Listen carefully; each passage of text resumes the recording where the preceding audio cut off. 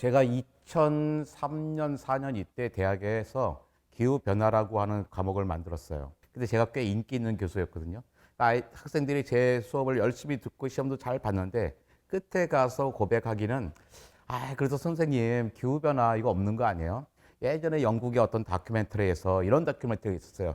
기후변화라고 지구온난화라고 하는 거대한 사기극이라고 하는 그 다큐멘터리가 있었어요. 이거 다 사기래요. 막 이런 얘기 많이 했거든요. 근데 요즘은 그런 얘기 하는 사람들 없어요. 100명 중에 1명 정도가 어디 강의 가면 100명 중에 1명도 안 될 것 같은데 그거 아닐 것 같은데요. 그래요. 예전에는 그런 사람들을 어떻게든지 설득하려고 그랬거든요. 설득하지 않습니다. 네, 그렇게 생각하세요. 갑니다. 이제 굳이 그런 분에서 설득을 할 정도까지 내가 에너지 써야 될 이유가 없더라고요. 해야 될 일이 너무 많은 거예요. 지금 생각해보세요. 오늘이 10월 29일 저녁 8시란 말이에요. 지금 이렇게 덥잖아요.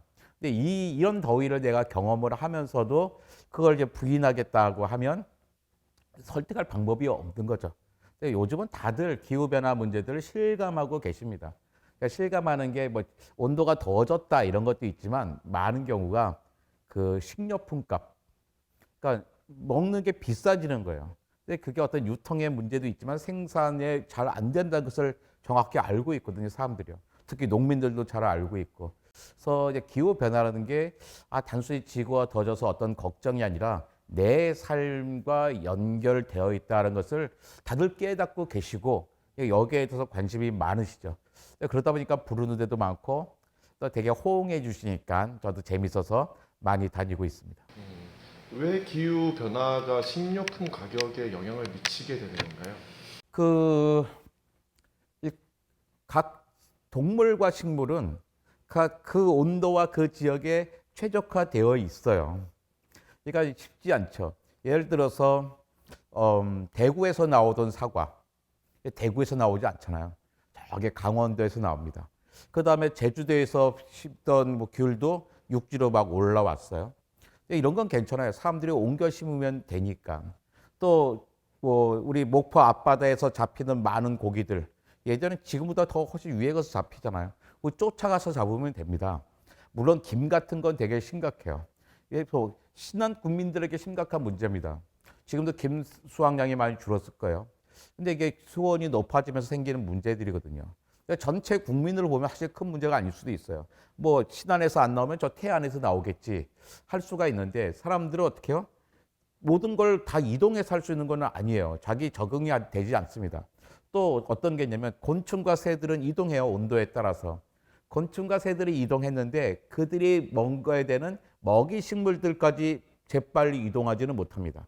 우리가 생기는 과일 이런 것도 우리가 옮겨 심지만 곤충의 먹이 식물까지 우리가 옮겨 심어 주지는 못하거든요.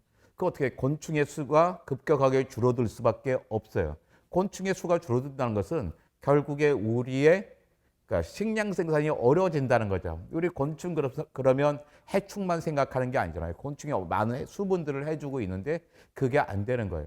최근에 갑자기 무슨 뭐 벌이 1억 5천만 마리가 사라졌다 막 그런 얘기 하잖아요. 그것도 사실은 가장 큰 문제는 기후 변화 때문이거든요. 벌이 깨어났는데 아직 꽃들은 깨어나지 않은 피지 않은 거예요. 그러니까 예전에는 꽃과 벌, 나비가 딱 싱크로가 됐어요. 딱 나왔을 때 꽃이 피면 내가 수분하고 이랬는데 그 시기가 안 맞는 거예요. 어떨 땐 좀 일찍 나왔더니 갑자기 추워져서 따뜻해서 깨어났는데 다시 또 추워진 거예요. 그러니까 얼어 죽기도 하고. 그러니까 이런 문제가 계속 생기면서 식량 문제가 되게 커질 수밖에 없죠. 우린 지구가 더워진다 그러면 막 걱정 많이 하는 게 우리가 더워서 힘든 게 아니잖아요. 더우면 에어컨 틀면 되죠. 그 에어컨 틀 때 어떻게 틀어? 기후 걱정해서 무슨 에어컨 틀어 그러는데요. 이건 우리가 좀 더우니까 왜 지구 생각해서 에어컨 틀지 말자. 이건 말도 안 되는 생각이라 해요. 말도 안 되는 생각합니다. 왜냐면 안 틀고 못 살거든요. 틀어야죠. 근데 그때 기술로 극복해야 되는 거죠. 그러니까 예전보다 전기가 훨씬 조금 드는 에어컨 개발이 되는 거죠. 요즘 인버터 방식의 에어컨 때문에 사실 전기가 조금 먹고 있는 거잖아요. 더 전략하는 에어컨을 만들어야 되는 거고 또 에어컨을 돌리는 전기가 석탄을 떼는 게 아니라 태양광과 풍력을 사용하면 다시 그 문제 해결되는 거잖아요. 더위는 우리가 어느 정도 극복해 나갈 수 있을 것 같아요. 사람들이 겪는 더위는. 근데 문제는 작물과 곤충이 겪는 더위예요. 그래서 어떨 땐 더워지고 어떨 땐 겨울엔 또 너무 추워지고 하면서 식량 생산이 예전과 같지 않게 됩니다. 실제로 2024년 들어서 봄에 인도가 그 밀 수출을 금지시켰어요. 그 인도 농민들에게. 인도 농민들은 수출하는 걸 더 좋아합니다. 왜? 수출할 때 더 높은 값을 쳐주기 때문에. 근데 인도 정부는 계산을 해보니까 이러다가는 우리나라 식량이 부족해지겠네. 그 계산을 정확하게 한 거죠. 그러니까 하지 못하게 했단 말이에요.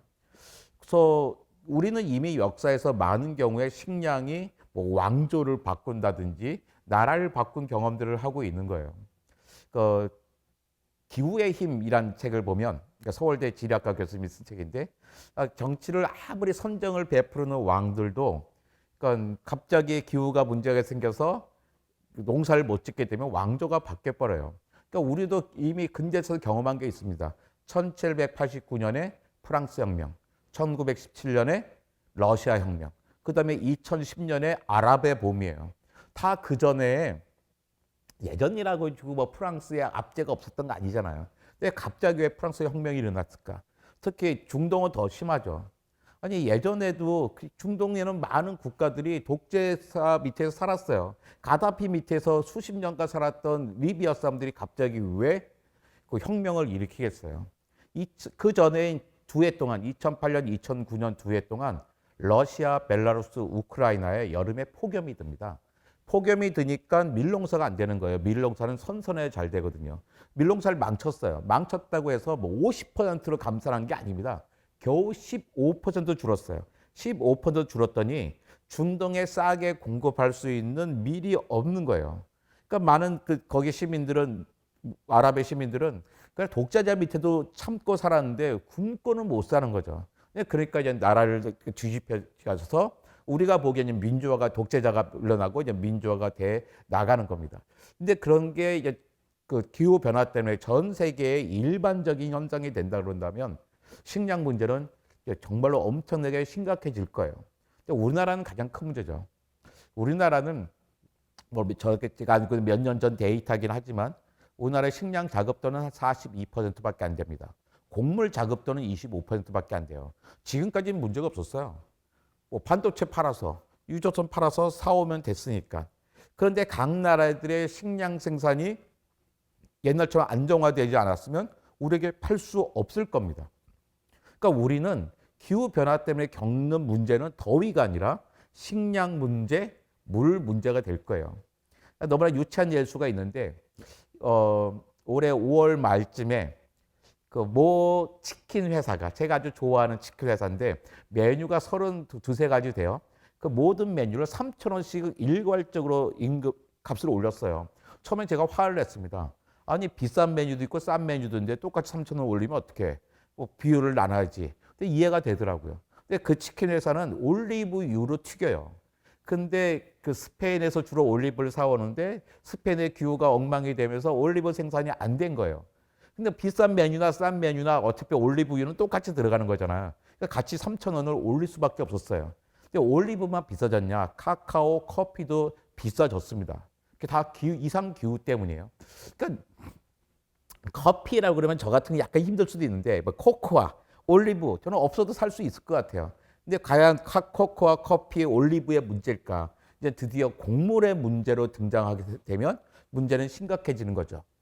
과학자들이 판단하기에 만약에 지금 우리 기후가 변했잖아요. 그러니까 산업혁명 이후에 농업기술만 발전을 하고 기후가 변하지 않았다면 지금보다 21% 정도의 곡물 생산이 더 많았을 거라고 평가를 합니다.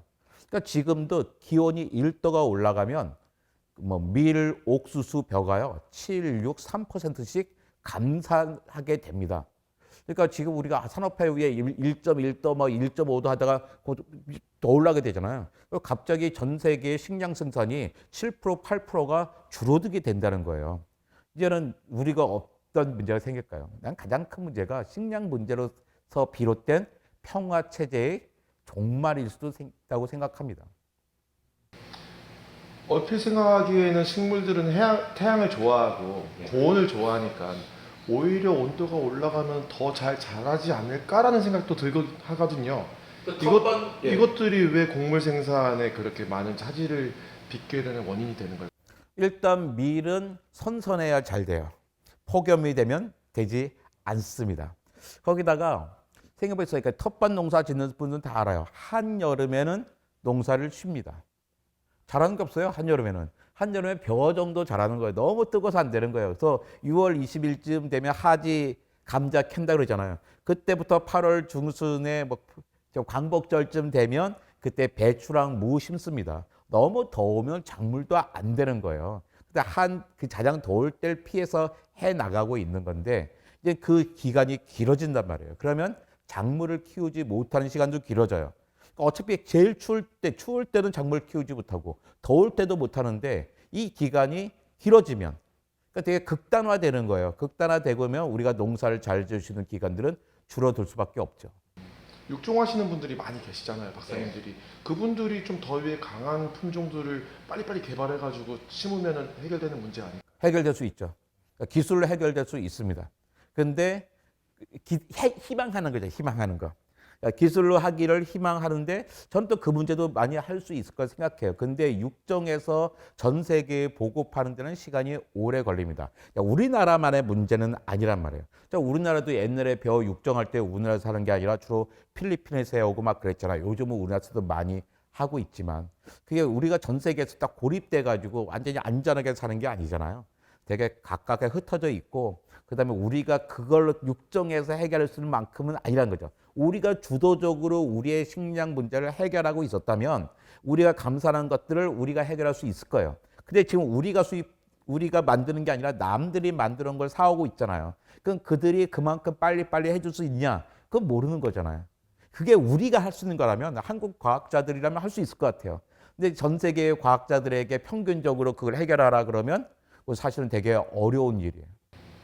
제가 이번 다큐를 하면서 이런 설명을 했을 때 가장 많이 듣는 반문이 그냥 외국에서 사오면 되잖아. 네. 우리나라에서 안 나오면. 네. 그거였거든요.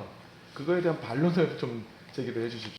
아니 기후 문제가 이제 우리만 있는 게 아니에요. 다른 나라도 마찬가지로 기후 문제 때문에 식량 생산이 늘어나지 못하는 거예요. 각 나라는 그 나라의 기후에 맞춰서 식물상과 곤충상이 있으면서 농사를 지어왔어요. 근데 급격히 변한단 말이에요. 과거에 그러니까 2만 년 전에서 1만 년 전 사이에 4도가 한꺼번에 올라가면서 지구는 평균 기온 15도가 됐고 그래서 처음으로 농사를 지을 수 있는 환경이 됐어요. 근데 최근에는 100년 동안에 1도가 올랐습니다. 사실 1도가 더 올랐지만 계산하기 편하게 1도라고 해봐요. 자, 10,000년에 4도가 오르고 100년에 1도가 올랐어요. 1도보다 4도가 훨씬 크죠. 하지만 속도가 문제예요. 10,000년에 4도 오른 속도를 시속 100km라고 해봐요. 그다음 이 100년에 1도 오른 것은요 시속 2,500km입니다. 엄마가 시속 100km 쫙 운전하고 있으면 뒷자리에 앉은 아이들이 경치 구경을 다 할 수 있어요. 근데 엄마가 시속 2,500km 왱 운전하면 할 수 없는 거잖아요. 10,000년에 4도 정도 기후가 바뀌었다는 것은 생태계도 거기에 맞춰서 적응할 수 있는 충분한 시간이 있었다는 거예요. 근데 지금은 생태계가 적응할 시간이 없는 거예요. 근데 이게 우리나라만 있는 게 아니라 전 세계에 다 있단 말이에요. 거기다 곡창지대도 여전히 있는 거예요. 곡창지대에 생기는 문제가 우리에게 생긴 문제가 곡창지대라고 안 생긴 게 아니거든요. 더 크게 생길 수도 있어요. 근데 그들이 엄청나게 감산을 한단 말이에요. 예전에 남는 걸 팔았는데 남지 않으면 우리에게 팔 수 없는 거죠. 그렇죠. 식량 강국인 나라들, 주로 강대국 식량 강국이더라고요.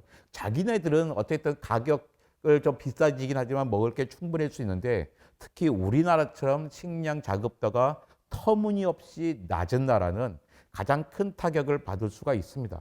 우리가 반도체를 판다고 유조선을 판다고 그들이 식량을 안 팔면 아무 소용이 없는 거예요. 거기다가 우리나라에 또 두려운 요소가 하나 있잖아요. 바로 휴전선 이북에 말도 안 되는 어떤 권위적인 사회가 있어요. 거기다가 식량 기후 대책도 없는 것 같고 식량 문제도 한참 있어요. 우리 통독되는 과정을 볼 필요가 있어요. 서독과 동독이 있었는데 그날 갑자기 무너졌잖아요. 동독에서 방송을 잘못했어요. 오늘부터 여행이 자유화 됐어라고 하니까 사람들이 우르르 몰려왔단 말이에요. 서독으로. 그래가지고 베를린 넘어져요. 그러니까 동독 경찰도 막지 못하고 서독 경찰도 막지 못한 채 확 넘어가 버린 겁니다. 어느 날, 그게 사실 최악의 상상인데 도저히 북한 동포들이 배고픔을 도저히 못 참겠어. 그러니까 너 북한이나 남한 사람들 군인도 모르고 내가 굶어 죽느니 하고 우르르 수십만 명이 밀려올 때 우리가 과연 북한 군인이나 한국 군인이 막을 수 있을까요? 되게 큰 혼란이 일어날 수도 있는 겁니다. 우리 바로 코앞에서 보고 있잖아요. 농업이 기후 위기에 일조하고 있다라는 이야기도 많이 들었습니다. 뭐 생물 다양성을 해치는 것이 농업이기도 하고 탄소 발생 문제도 있는 것 같고요. 그것에 대해서 우리 관장님의 의견은 어떠신지 궁금합니다. 그러니까 농업혁명과 산업혁명은 둘 다 사람을 사람답게 만들어준 고마운 혁명이죠.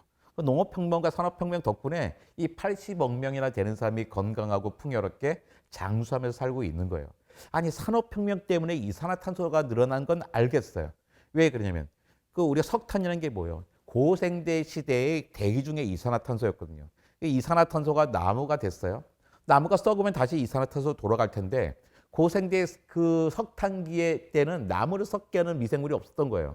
그러니까 나무가 됐는데 많은 이산화탄소가 나무가 됐는데 썩지를 못해요.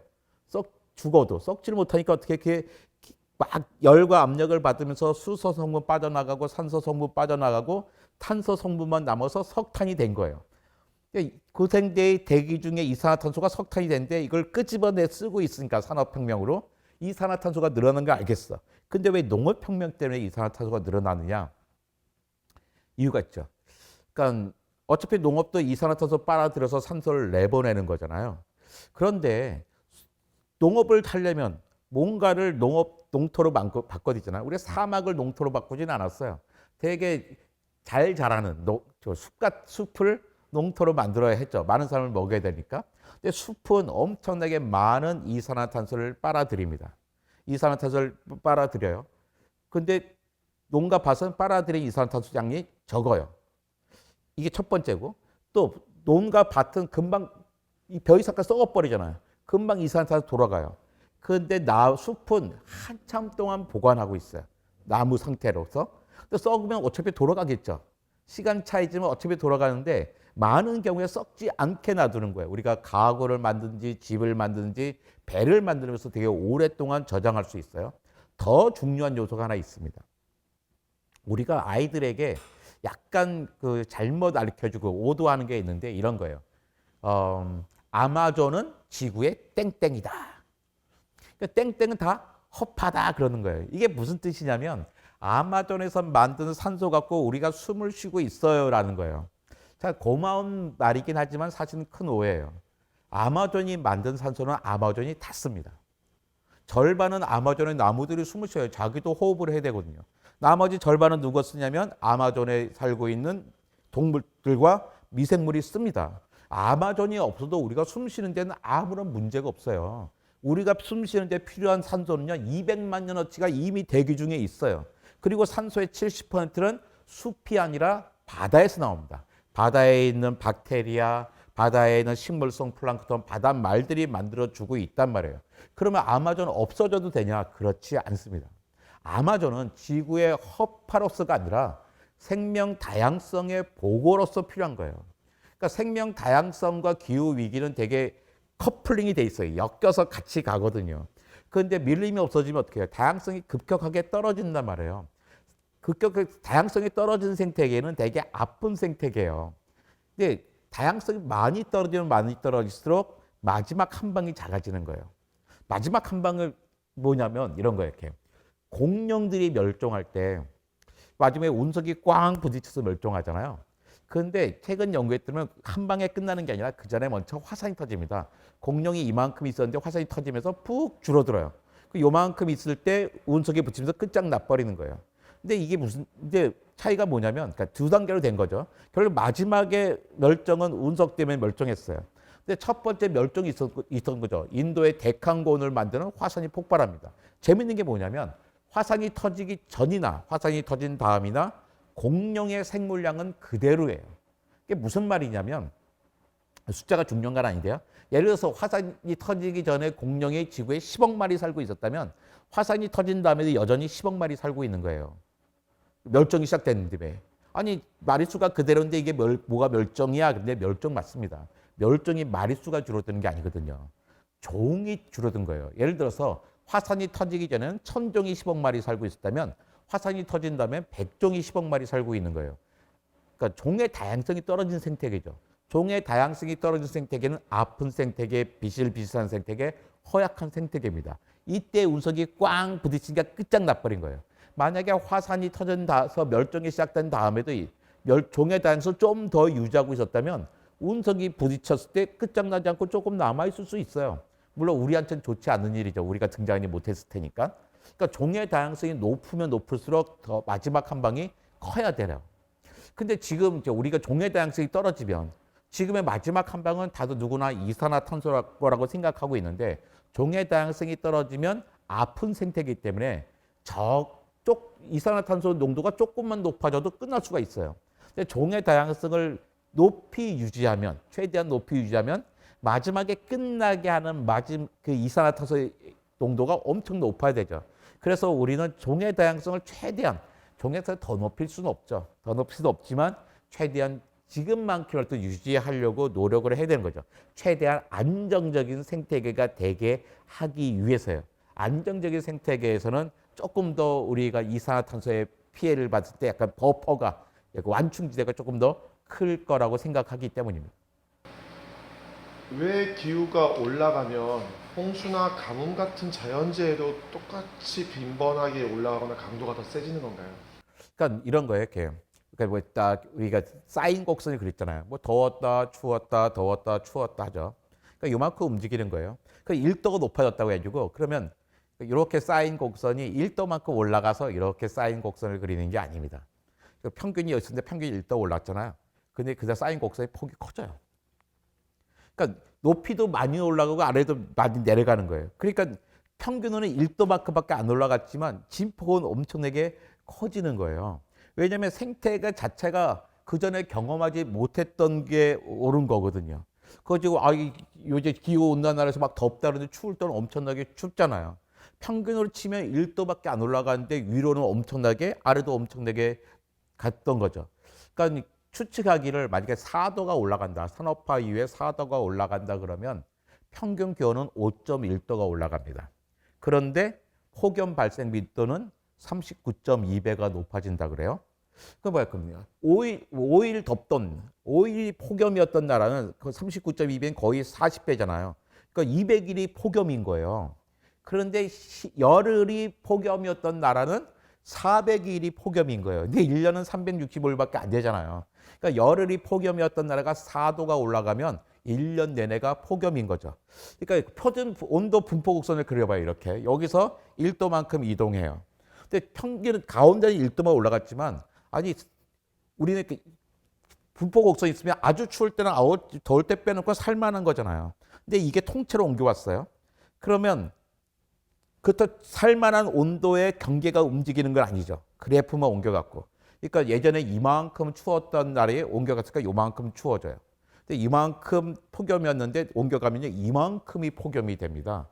1도가 올라갔다 하면 이쪽이 엄청나게 커지는 거예요. 거기다 지구는 총양이라는 게 있잖아요. 어디선가는 열이 순환을 해야 된단 말이에요. 그러니까 아주 그걸 재밌게 보여준 영화가 투모로우라는 영화가 있었죠. 원제는 더 데이 애프터 투모로우, 내일 모레인데 우리나라는 내일이라 그랬어요. 이 영화가 뭐냐면 지구가 온난화가 돼서 뉴욕까지 얼음바다가 되잖아요. 그래서 이제 주로 뉴욕 도서관에서 책을 태우면서 사는 거예요. 왜 그랬을까? 그러니까 지금도 그 비슷한 현상을 볼 수가 있어요. 더워지니까 열기가 저 북쪽까지 올라가니까 북극이 녹아버립니다. 녹으면서 그 찬 물이 아래쪽까지 내려오면서 아래쪽까지 추워진 거예요. 그래서 지구는 오히려 더워지는데 일부분에서는 더 빙하기가 더 늘어나게 되는 거죠. 요즘 약간 과장되기는 했지만 뭐 이런 보도들이 있었어요. 대서양이 멈췄다. 뭐 멈추기 했겠어요. 근데 이런 거죠. 원래 대서양에서 더워진 물이 그 표층수 위에 떠서 저 북극까지 갑니다. 근데 북극에 가면 이제 찬물이 물이 몰려오니까 찬물이 내려와야 되는데 누군 차이가 밀고 가면 누군가 자리를 비켜줘야 되잖아요. 뜨거운 물은 위로 가요. 찬물은 밀도가 높으니까 밑으로 내려와서 아래쪽으로 쭉 오는 거였어요. 이게 자연스러운 대서양의 흐름이었습니다. 뜨거운 물은 표면을 따라 북쪽으로 가고 차가운 물은 깊이 내려와서 남쪽으로 내려오는 거였어요. 그런데 오늘 갑자기 이제 너무 뜨거운 물이 많이 더운 물이 많이 가는 거예요. 그래서 너무나 많은 빙하들이 녹아버렸습니다. 빙하가 녹으니까 어떻게 해요? 빙하는 바다에 떠 있는 빙산도요. 바닷물은 소금물이잖아요. 근데 빙산은 맹물이에요. 물만 얼었단 말이에요. 그러니까 빙산이 녹으니까 어떻게 해요? 담수가 막 늘어난 거잖아요. 바닷물의 소금물 밀도가 떨어졌습니다. 그러니까 옛날만큼 밀도가 안 내려온 거예요. 밀도가 높아야지. 밀도 높아서 뜨거운 물, 찬물 내려오는데 그 찬물의 밀도가 낮아졌어요. 담수가 오면서. 그러니까 어떻게 해요? 부딪히는 거예요. 부딪히니까 대서양의 흐름이 옛날과 다른 거죠. 근데 예전에 그런 흐름을 가지고서 지구의 기후가 만들어졌었는데 갑자기 그 흐름이 끊기면 기후가 전혀 다른 형태로 나타나겠죠. 파리 기후 협약에서 제시한 1.5도가 왜 중요한 건지 설명을 부탁드릴게요. 지금 1.5도가 넘었다라고 하는 발표들이 속속 도착하고 있거든요. 그러니까 파리 기후 협약 2016년에는 그러니까 그 박근혜 대통령이 갔을 때 1.5도가 아니라 2도였죠. 2도에서 막자 한 거예요. 근데 생각해 보니까 그 2도가 약간 임계점이에요. 이런 거죠. 롤러코스터를 타봐요. 롤러코스터를 타면 처음에 기아를 가서 차곡차곡 해서 꼭대기까지 올라갑니다.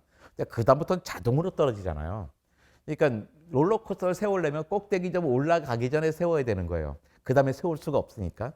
기온이 그래요. 처음에는 딱 우리가 그 컨트롤할 수 있는 온도인데 2도가 되면 확 올라가요. 2도점이 뭐냐면 그러니까 빙하와 만년설이 충분히 녹는 온도예요. 근데 지금까지는 그 전까지는 많은 햇빛이 태양빛이 만년설과 빙하에 반사돼서 튀어나겨 나갔습니다. 근데 빙하가 그만큼 줄어들면 어떻게 해요? 그대로 그 태양 에너지가 바다로 들어오는 거예요. 그러니까 어떻게 해요? 그다음에 더 쑥 올라갈 수밖에 없는 거죠. 그래서 야 2도에서 막다가 실패하면 어떡해? 안 되겠다 해서 그 다음엔 2017년에 영종도에서 같은 전문가 회의가 열리면서 2도 안 되겠다. 1.5도에서 막자고 했어요. 근데 그때 과학자들이 1.5도 얘기할 때는 야 1.5도에서 못 막으면 2도까지 금방 확 올라가겠는데 이런 생각을 했었던 거죠. 그런데요. 이미 사실은 넘었습니다. 작년 7월부터 올해 6월까지 그러니까 2023년 7월부터 2024년 6월까지를 보면 산업화 이후에 1.5도를 그었고 그래프를 그려보잖아요. 1.5도 선 밑이 한 번도 없었어요. 1.64도 정도가 나왔습니다. 그렇다면 과학자들이 이미 1.5도 넘었네요라고 이야기하지는 않죠. 최소한 3년의 통계를 내야 되거든요. 아마 이런 시기라면 2027년쯤 가면 벌써 1.5도 통과했네요라고 이야기할 거예요. 근데 그냥 기대하는 바는 있습니다. 지금이 약간 비정상적으로 갑자기 높아져요. 온도가 1월 때부터 12월까지 그래프를 그리면 이렇게 올라가겠죠. 조금씩 높아서 올라갈 거예요. 근데 최근에는 뜬금없이 점프해서 올라갔어요. 그 이유가 뭐냐면 바닷물이 해수면 온도가 갑자기 점프해서 올라갔습니다. 문제는 해수면의 온도가 왜 갑자기 올라졌는지 모른다는 거예요. 이 두려움이 있는데 어쨌든 이렇게 해서 1.5도가 됐어요. 그렇다고 해서 그러면 2도가 금방 될 거냐? 과학자는 또 그렇게 또 비관적이지는 않더라고요. 내가 이게 해이해지자 하는 말이 아니라 그 사이에 한 최근에 8년 9년 사이에 과학과 기술이 엄청나게 발전해서 그 기후 변화를 극복하는 데 필요한 기술의 한 95%는 이미 있다. 그러니까 1.5도에서 못 막으면 1.6도, 1.7도, 1.8도도 막으면 될 것 같아. 2도까지는 안 올라갈 것 같아. 라는 생각을 하고 있는 거예요. 그런데 지금처럼 우리가 똑같은 변화가 없이 계속 산다면 2도 높아져 버리죠. 2도 넘어가는데 그게 아니라 지금에 있는 개발된 기술을 최대한 활용을 하면 2도 되기 전에 1.6도, 1.7도, 1.8도에서 막을 수 있을 거라고 생각을 합니다. 과학기술의 진보로 다음 식량 생산으로 주목을 받는 게 곤충 식량이라든가 도시의 수직화 농업 그런 것들이 좀 거론이 되고 있는 것 같아요. 스마트팜을 비롯해서 그런 것들이 충분히 대안이 될 수 있을 거라고 생각을 하시는지도 궁금합니다. 충분한 대안은 아니지만 적지 않은 대안은 될 것 같아요. 우리나라 또 되게 유리한 나라예요. 그 국민들의 한 절반 정도가 아파트에 살지 않나요? 아파트에 다 발코니 갖고 있잖아요. 우리는 발코니를 되게 예쁜 공간으로 쓰고 싶지만 앞으로요, 발코니는 수직 농업을 하는 공간이 될 거예요. 그러니까 우리는 LED 기술도 있고 사실 그 기술들이 있잖아요. 발코니마다 자기가 먹어야 될 기본적인 것들을 뭐 채소나 이런 부분들을 많이 해 나가게 될 겁니다. 그 농업이 아주 발전하지 않은 쿠바 같은 경우도 예전에 왜 미국에서 이렇게 엠바고가 딱 걸렸을 때 그 사람들도 모든 거 땅만 있으면 다 농사를 지어 나갔거든요. 그래서 곡식량 줄이고 고기량 줄이고 주로 채소 먹어가면서 채소 뭐 알칼리도 많지 않고 하지만 어쨌든 그 위기를 극복할 수 있었어요. 근데 우리도 뭐 채소 중심의 그 식단을 많이 만들고 자기 집마다 다 있잖아요. 그렇게 해두면 상당히 꽤 몇 퍼센트 정도는 해결할 수 있을 것 같아요. 그래서 되게 큰 완충지대가 될 수 있을 것 같습니다. 그러니까 우리는 이미 그 기술이 있으니까, 기술과 공간이 있으니까 해볼 만하지 않을까요? 그래서 뭐 그게 뭐 완벽한 해결점이 되는 건 절대로 아니겠지만 우리가 그 위기를 극복할 때 중간 단계로서 해 나갈 수 있을 것 같아요. 그러면서 우리 마음도 많이 바뀔 거예요. 저도 텃밭을 해본 다음부터는 그 먹거리에 대한 그 존중심과 이렇게 되게 커졌거든요. 되게 적게 먹으려고 그러고 함부로 이렇게 버리지 않게 되고 그러잖아요. 많은 분들이 자기 아파트 발코니에서 먹을 걸 키워 나간다부터는 되게 조금씩 해서 잘 낭비 없이 해 나가는 부분도 있을 것 같아요. 또 한번 드리고 싶은 거는 이 기후위기 때문에 매일 그 발생하는 뉴스 중에 꽤 많이 들리는 것 중에 하나가 산불이거든요. 산불이 왜 그렇게 빈번하게 나는 것이며 그것이 농업 생산과의 연관성이 있는지도 좀 궁금해지더라고요. 그 산불 나는 거는 기본적으로는 그러니까 너무 건조했던 게 가장 큰 거죠. 겨울에 지나치게 건조했다. 우리나라가 최근에 산불이 되게 크게 났잖아요. 크게도 빈번하게 납니다. 확실히 달라지게. 근데 그게 예전과 달리 겨울 광수량이 많이 줄었어요. 여름 광수량은 늘고 겨울 광수량은 줄고. 여름 광수량이 늘어나니까 어떻게 해요? 그러니까 그때 보면 어떤 때 홍수 나고 어떤 때는 가뭄 나고 그러잖아요. 근데 우리나라 겨울엔 주로 강수량이 줄었어요. 그 바짝 말라 있는 상태에서 불 나니까 엄청나게 잘 났죠. 거기다 우리나라의 그 강원도에는 많은 나무들이 화렵수가 아니라 그 불나기 딱 좋은 침엽수가 좀 많았던 것 같고요. 그래서 이제 그 문제들을 우리는 수종 개량부터 해 나가면서 극복해 나가야죠. 그래서 이제 가장 대표적인 예는 호주 산불이었잖아요. 그게 2017년이었나요? 2017년쯤 됐을 것 같아요. 그때 제가 이제 호주를 대각선으로 여행을 했거든요. 북동쪽에서 남서쪽까지. 근데 되게 놀랐어요. 그때는 호주에 산불 난지도 모르고 차를 타고 쭉 가는데 사방에 산불이 나는 거예요. 땅에서 산불이 나고 어떻게 이렇게 커다란 게 사막인데 사막에 덤불에서 산불이 나는 거예요. 근데 정말 더웠거든요. 근데 그때 소방관들이 그 고생하는 거 봤죠. 그러니까 미리 태워버리더라고요. 아직 산불이 안 났는데 어차피 산불이 올 거잖아요. 그러니까 산불을 막기 위해서 저 산불을 끄지 못하니까 이쪽을 미리 태워버려요. 태워서 더 이상 옮겨가지 못하게 할 정도였던 거죠. 그 당시에 항공 사진 보면 그 호주가 새빨갛게 보이긴 했습니다. 그때 그 호주는 정말로 뜨거웠던 거죠. 그러면서 이제 우리가 농사를 짓지 않는 곳에서 산불이 나는 거잖아요. 농토에서 산불 나지 않습니다. 근데 우리가 사실 그 정도까지 아닌 곳에서 잘 했던 건데, 이제 앞으로는 그게 될까? 모르겠어요. 특히 산불 문제에 대해서는 원인에 대해서도 다 다른 이야기를 하고 하는데, 누가 상식적으로는 지구가 더워지다 보니까, 그러니까 우리나라의 산불은 우리나라 더워져서 사는 산불은 아니에요. 우리나라가 겨울에 나니까. 근데 저 호주 같은 경우에 호주, 스페인, 캘리포니아, 그리스, 터키 산불은 한여름에 나는 거잖아요. 한여름에 건조하면서 나거든요. 다행히 우리나라는 한여름에는 건조하지 않아요. 그러니까 운이 좋은 거예요. 우리나라 운이 좋은 건데 대부분의 나라의 산불들은 여름에 건조하기 때문에 나는데 그것 엄청나게 큰 피해를 주고 있죠. 그래서 그러면서 엄청나게 많은 이산화탄소가 동시에 뭐 바깥으로 나오고 있고 뒤가 더 더워지는 거예요. 그 덕분에. 그러니까 그게 결국에는 물이 많이 증발돼서 물 부족하고도 연관이 돼서 농업하고도 뭔가 연관이 있다라는 생각이 번뜩 드는데 그렇게 생각해도 돼요? 그러니까 산불이 이렇게 나는 곳 같은 게 있어요. 여름에 산불 나는 것은요, 물이 없는 거잖아요. 그러니까 당연히 농사가 안 되죠. 그러니까 뭐 스페인에서 올리브 농사가 안 되고, 그 스페인뿐만 스페인, 터키, 그리스가 다 똑같이 돼서 그 문제가 생겨가지고, 그러니까 우리가 먹는 치킨값도 올라갈 수밖에 없는 거잖아요. 가뭄이 심화되는 이유도 궁금해졌어요. 그게 그러니까 1.5도의 충격 이런 게요, 공평하지가 않아요.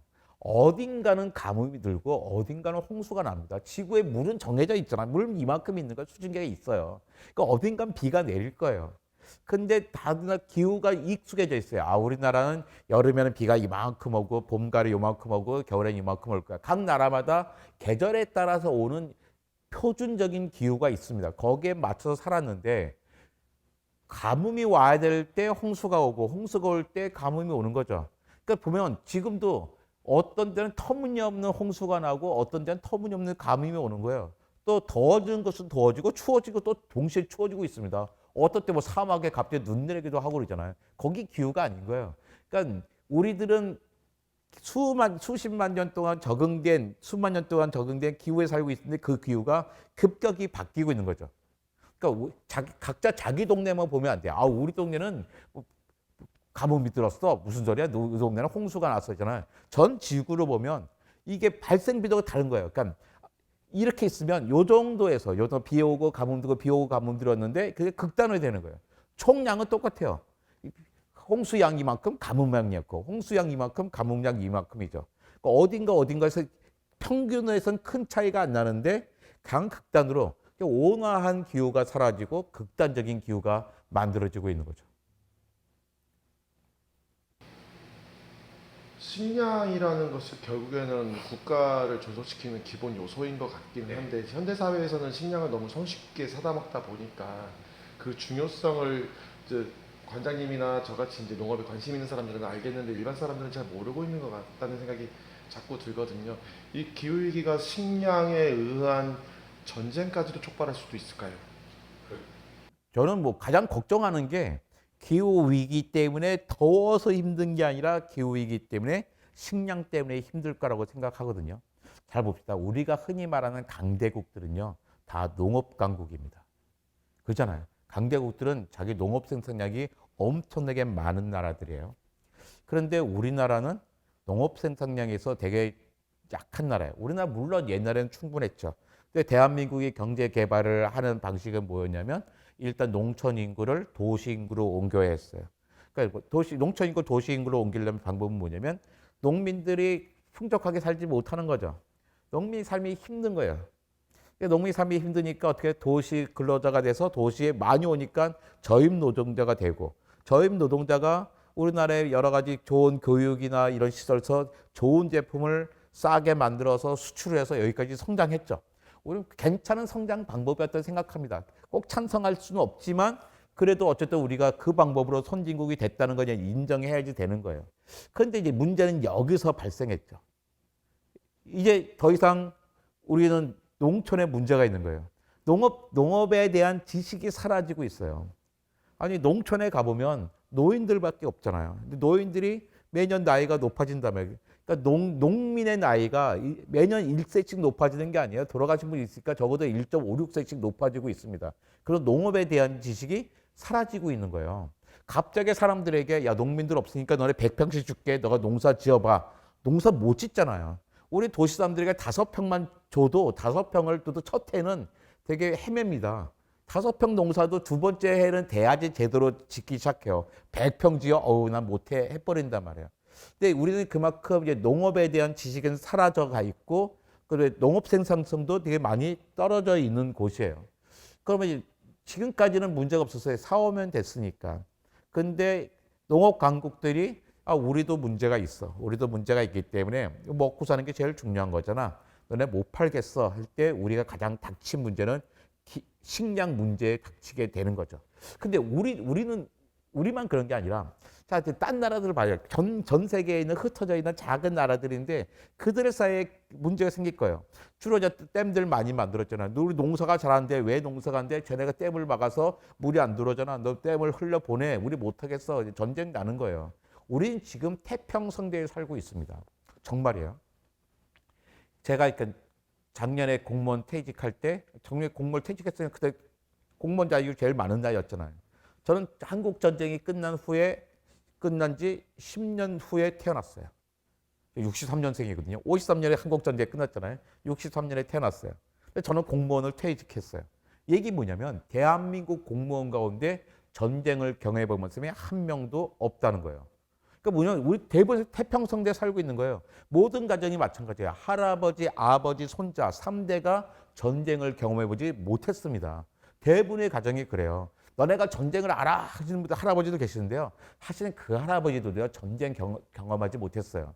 그 당시 1953년에 10살은 돼야지 전쟁이 이런 건지 알잖아요. 그러니까 최소한 1943년생 정도 돼야지 전쟁이란 게 있었어라고 기억을 하실 거예요. 대부분 전쟁 경험하지 못했습니다. 우리나라뿐만 아니라 전 세계가 마찬가지예요.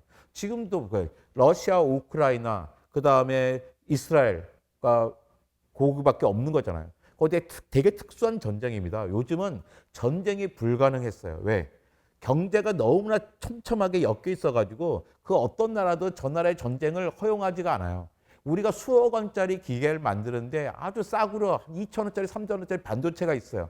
너무나 싸서 우리나라는 생산도 못해요. 우리 기술이 없어가 아니라 너무 싸서 생산하지 못하는 거예요. 근데 저 나라가 생산을 안 해주면 우리 몇억 원짜리 기계가 작동을 하지 못하는 거예요. 근데 이런 게 이제 전 세계에 있었기 때문에 전쟁이라는 것은 이제 전 세계에서 이제는 이제 하는 게 아니야. 전쟁하면 다 같이 망해가 돼버렸던 거예요. 그래서 이제 우리나라를 비해서 전 세계가 태평성대에 살고 있었는데 이제 식량 문제에 닥치게 되면 안 먹고는 못 살잖아요. 근데 옆에는 애는 손주를 죽어가고 있는데 저 옆 나라는 물이 풍부해서 잘 먹고 있어. 근데 우리는 못 먹고 있어. 물이 없어서. 근데 알고 봤더니 쟤네가 물을 막은 거였어. 야, 물 틀어. 안 틀어? 그러면 폭격해버린다는 거예요. 가장 간단한 방법이에요. 전쟁을 하는 게. 그래야 그 국민들의 불만도 해소할 수 있을 것이고 뭔가 묶어낼 거잖아요. 너무나 간단한 추론이 가능한 방법이다. 실제로 역사들이 그래 왔기 때문에. 그러니까 기후 문제는 식량 문제로 연결되는 거고 이 식량 문제는 결국에 이 전 세계에 갖고 있는 평화 체제가 끊기는 거예요. 한반도에 사람이 들어온 다음에 3대가 동시에 전쟁을 경험하지 않았던 경우가 몇 번이나 있었겠어요. 이게 사실 전 세계적인 현상이란 말이에요. 지금 이스라엘과 러시아, 우크라이나 빼놓고는 전쟁이 어디 있습니까? 다들 이렇게 평화롭게 살고 있었는데 이 체계는 식량 때문에 아주 위협을 받을 수 있는 상황이 된 거라는 거죠. 그래서 우리가 평화롭기 위해서도 그러니까 전쟁이 깨진다고 해서 우리가 다 60 먹은 사람들이 뭐 피를 벗겠어요. 결국 다 젊은 사람들이에요. 젊은 사람들의 생명을 지키기 위해서라도 식량 문제는 잘 지켜야 되는 거고 식량 문제를 지키기 위해서는 기후 문제를 전 세계 사람들이 협력해서 해결을 해야 되는 거죠. 어떻게 해결할 수가 있겠습니까? 저는 충분히 할 수 있다고 생각합니다. 가장 큰 문제는 이산화탄소잖아요. 우리는 알고 있어요. 이산화탄소 배출을 하지 않는 거예요, 일단요. 아유, 어떻게 뭐 태양광과 풍력 좋지, 그걸로 할 수 있겠어 하는데요. 하고 있습니다. 전 세계가 그러니까 계속 어쨌든 이산화탄소가 쫙 늘어나잖아요. 늘어나는데 그러니까 산업혁명과 농업혁명 때문에 이산화탄소 배출량이 늘어났어요. 하지만 몇 번 멈칫하는 기회들이 있었어요. 주로 전 세계적인 그 경제 공황 때였습니다. 이때 미국과 유럽은 수십 %를 줄였어요. 우리나라는 깡패 한 번도 줄인 적이 없어요. 미국과 유럽이 계속 줄인데도 왜 끝까지 올라갔을까? 우리 그 핑계를 인도와 중국에게 뒀습니다. 인도와 중국 합하면 30억이에요. 30억이나 되는 사람이 가난했었는데 이 사람들이 잘 산단 말이에요, 이전요. 경제 개발을 엄청나게 하고 있는 거예요. 80억 중에 30억이 갑자기 잘 살게 되니까 에너지 엄청나게 썼던 거죠. 그러니까 이산화탄소 배출이 될 수밖에 없었던 거예요. 우리가 그들을 막을 수 있었나요? 우리는 다 해놓고. 그래서 우리는 그들 핑계를 좀 몇 년 됐어요. 하지만 이제 그럴 수가 없게 됐습니다. 중국과 인도가요, 변했어요. 올해 2024년 상반기에 2024년 1월부터 6월까지 인도가 새로 확보한 태양광 발전량이 12.1기가와트입니다. 그럼 12.1기가와트가 도대체 얼마일까?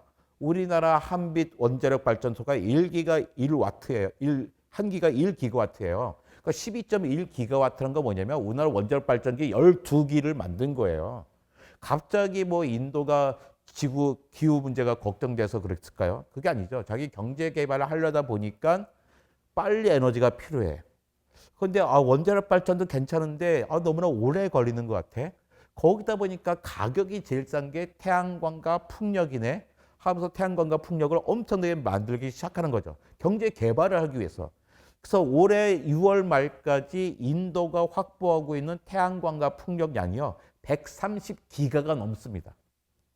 130기가면 얼마예요? 우리나라 원자력 발전소 130개만큼을 갖고 있는 거예요. 어마어마하게 하고 있는 겁니다.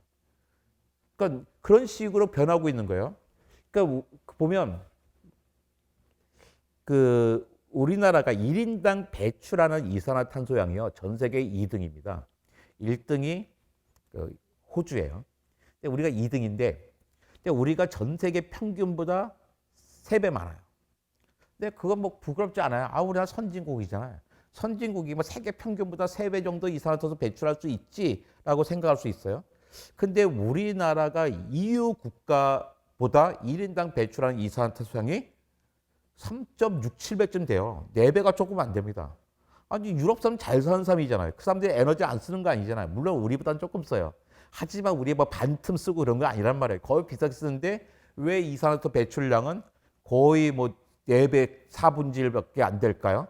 그들이 사용하는 에너지와 우리가 사용하는 에너지가 다르다는 거예요. 우리는 이럴 때 이제 미국을 막 기대죠. 미국 사람들은 에너지 정말 많이 쓰잖아. 그들은 이산화탄소 배출 많이 할 걸 생각해요. 실제로 미국 사람들은 한국 사람들보다 이산화탄소 배출량이 미국 사람들은 한국 사람보다 사용하는 에너지량이 3배예요. 1인당 3배를 사용하고 있습니다.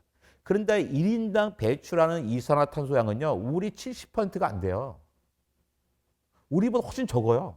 이게 뭐예요? 미국도 에너지 전환을 해냈다는 겁니다. 미국이 2022년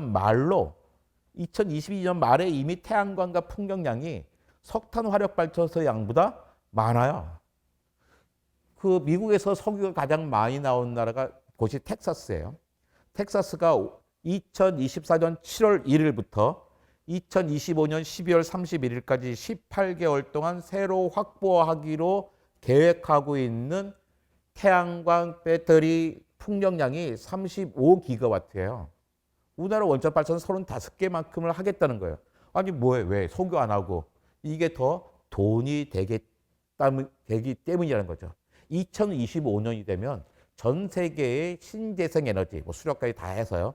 신재생 에너지량이 석탄 화력 발전소를 뛰어넘게 됩니다.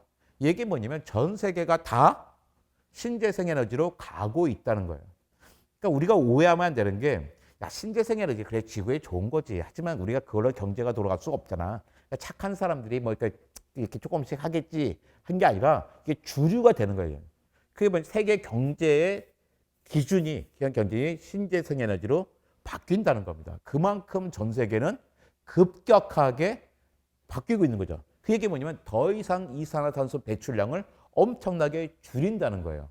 이게 한 가지 방법인 거고. 두 번째 방법은 뭐예요? 이미 내보내는 이산화탄소량을 줄이고 나가 있는 이산화탄소를 빨아 들여오는 거잖아요. 가장 쉬운 방법은 일단 숲을 늘리는 거예요. 숲을 막 늘리면 일단 이산화탄소 빨아들여요. 이 나무가 다 썩어버리면 다시 이산화탄소 가겠지만 일단 저장할 수 있는 시간을 벌 수 있는 거예요. 들어왔으니까. 그 다음에 생긴 여러 가지 기술이 뭐냐면 그 나무를 갖다가 썩지 않게 하는 거예요. 어떻게 안 썩게 하지? 이것을 압력을 가해서 숯처럼 만들어버리는 거예요. 탄소 성분만 딱 남게 만드는 겁니다. 옛날 석탄 만들듯이. 그 기술이 이미 있어요. 그러니까 가격이 여러 가지 실용화되지 않았을 뿐인 거죠. 그러니까 자연에서 배운 겁니다. 고생대 석탄기에 이산화탄소 농도가 지금보다 10배나 높았거든요. 그때 나무들이 어마어마하게 생겨났어요. 근데 그때 공기가 이산화탄소가 나무가 됐고 그게 썩지를 못하고 석탄이 된 거잖아요. 딱 그 방법을 인공적인 방법으로 해내겠다는 겁니다. 그래서 다양한 방식 어떤 이산화탄소를 나무나 아까 숲과 같은 모습으로 만들 수도 있고 어떻게 콘크리트 같은 걸 만들어 가지고 땅 깊은 곳이나 바다 깊은 곳에 저장을 한다든지 다양한 기술들을 써 나가겠죠. 우리나라는 농업에서 굉장히 좀 취약한 자연 환경을 가지고 있는 것 같습니다. 그래서 기후 위기에 더 대안이 잘 안 보이는 것 같기도 한데요. 일각에서는 러시아 위에 동토층이 녹으면 거기다가 뭔가를 심으면 글로벌리 식량 안정이 다시 또 균형이 맞을 수도 있을 것 같다라고 주장하시는 분들도 계시거든요.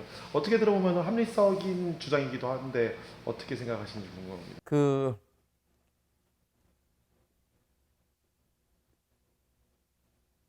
그게 놓을 때 그러니까 툰드라 지역에 놓잖아요. 매머드 있잖아요. 매머드. 털 매머드. 털 매머드 화석값이요. 최근에 급격히 떨어지고 있습니다. 왜냐하면 거기에 녹는 거예요. 툰드라 저기. 또 녹으니까 녹으면서 그 매머드 뼈가 쏟아져 나오는 거예요. 그러니까 매머드 화석같이 막 싸지고 있는데 이때 매머드만 나올까요? 거기 땅에 저장되어 있던 메탄들이 어마어마하게 쏟아져 나오고 있습니다. 그러면서 지금 더워지고 탄저균 나와서 그때 한꺼번에 술럭이 만 마리 죽고 사람도 죽고 막 그런 일이 있었잖아요. 그러니까 농사를 짓기 전에 한번 재앙을 경험을 해야 돼요. 자, 재앙 다 경험했다. 그 다음에 농사 지을 수 있겠죠. 누가 가서 짓나요, 거기에? 그러니까 우리가 단지 거기서 지으면 되잖아. 근데 누가 갈까요? 거기에. 황무지에 아무도 없는 거예요. 거기다 사람을 살기 위해서는 다시 도시를 건설해야 되고 그 사람들이 살기 위한 모든 장치를 다시 만들어야 되는 거예요. 근데 우리는 그 정도의 시간이 없죠. 그 정도의 시간이 없을 겁니다. 나중에 기계화 살 수 있는데 그럼 거기서 어떤 작물이 얼만큼 자랄 수 있지. 그때까지요. 이렇게 툰드라가 녹았다는 것과 툰드라 지역에서 농사를 짓게 되는 것과는 완전히 다른 거예요. 툰드라가 녹아서 갑자기 거기 평균 기온이 15도, 16도 이렇게 될까요? 거기 영하였잖아요. 영하에서 녹으면요, 영상만 돼도 녹는 거예요. 근데 여기가 그만큼 더워지려면 지구 기온이 이미 10도 이상 높아져야 되는 거예요. 그래야 거기서 농사를 짓게 되죠. 우리가 인간이 다 멸종하고 나서 외계인이 지구에 온다면 그들에게 기회는 있을지 모르지만 적어도 지금 지구에 살고 있는 인류들에게는 그 툰드라 지역에서 농사를 지으면서 식량 문제를 해결할 수 있는 기회는 없을 겁니다. 우리에게는 그만큼의 시간이 없어요. 식물이 적응하는 것보다 훨씬 더 빠르게 기온이 변동하는 게 문제인 거잖아요. 예. 그렇다면은 다른 거를 심어야 되겠다라는 생각이 들거든요. 예. 아니면 과학 기술로 뭔가 심을 수 있는 조건을 만들어주는 것도 방법일 수도 있겠다는 생각도 들고요. 그러니까 과학기술을 심을 수 있는 조건을 만드는 거 온실 같은 걸 쫙 만들어서 그러니까 바이오스페어 이런 개념이 있잖아요. 생명이 살 수 있는 또 다른 공간을 만들어 나가는 거죠. 화성 개척하는 것만큼이나 쉽지 않은 일일 것 같고 가장 그나마 우리가 해볼 수 있는 것들은 지금의 기후에 맞는 새로운 작물들을 계속 발굴해 내는 게 첫 번째로 우리가 할 수 있는 일일 것 같아요. 근데 지금의 기후들이라는 것들은 있잖아요. 더울 때 하는 게 아니라 우리가 키우는 농산물들은 대략 1000년 전부터 여기에 맞춰서 자라는 거였어요. 그래서 거기에 맞춰서 이 정도의 온도에 이만큼의 강수량이 있을 때 근데 그게 얼마큼 지속될 때 농사를 지을 수가 있어. 그런데 온도는 되는데 강수량을 쫓아오지 못한다든지 또 그때 얘만 있으면 되는 게 아니라 어떤 다른 동물들, 다른 식물들이 같이 있어야 되는데 그 조건을 한꺼번에 맞추기는 쉬운 일은 아닐 거예요. 그러니까 불가능하다고 생각하지 않습니다. 우리가 계속 한번 기대를 하고 도전할 과제라고 생각하는데 그게 생각만큼 쉽지는 않을 것 같아요. 아마 지금 연구하는 고민하시는 분들 막 있겠죠.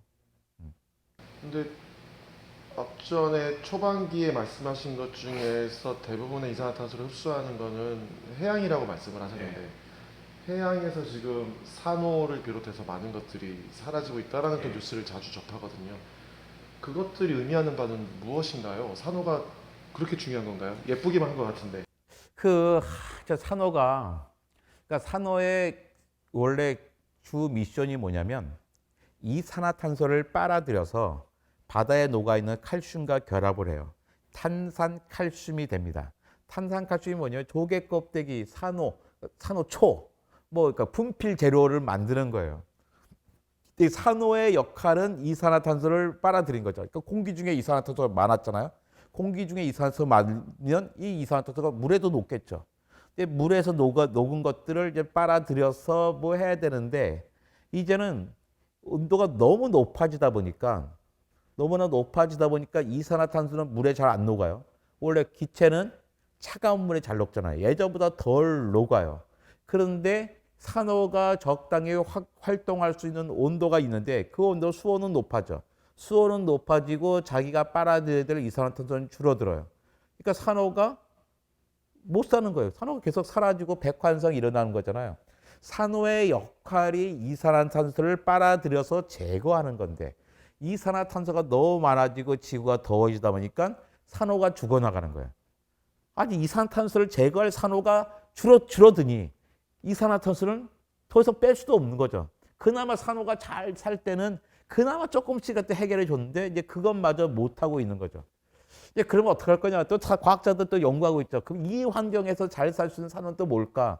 또 산호들이 살아낼 수 있는 지금 이 기후에서 살 수 있는 산호들을 다시 찾아내고 걔네들이 살 수 있는 산호들이 어떤 바다 조건을 만들어주면 살 수 있을지를 연구해서 조금씩의 성과는 나타내고 있지만 이게 이 문제를 해결할 만큼의 성과는 아닌 것 같아요. 결국에는 우리가 먹는 다양한 과일이나 곡물까지 포함해서요. 식물들의 알곡을 먹는다는 거는, 과일을 먹는다는 거는 걔네들이 임신을 해서 뭔가 수정을 해서 그거에 대한 이제 열매를 우리가 취득을 하는 거라고 이해를 하고 있는데요.